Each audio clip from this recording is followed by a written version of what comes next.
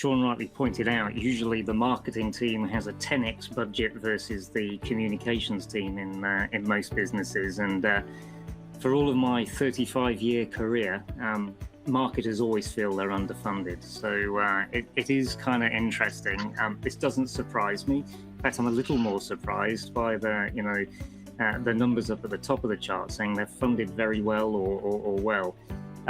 I will pick up what Sean said on a couple of things. Tech is a huge opportunity to invest, but you're right, it's so interconnected with the rest of the company that you can't actually invest in tech like, predictive analytics for what happens if you change your price of your product or service, or being able to predict or scenario plan for what happens when you don't react to a crisis, for instance. So that's good. And what you said about agencies, Sean, I think that's absolutely spot on. And I think it's got worse for them.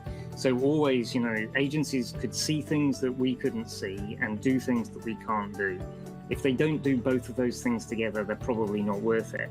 And I think it's got harder for them, especially in the comm space, because what you mentioned earlier, the speed with which we have to react.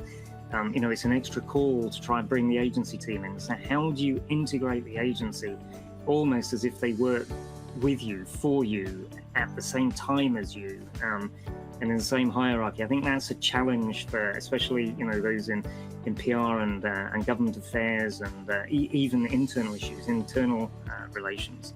So I'm not particularly surprised, Denise, by people saying they're not funded well. I do think Sean's on the right topic that goes, okay, well, funding buys you things, and people and talent, I guess, is where we're going to go next.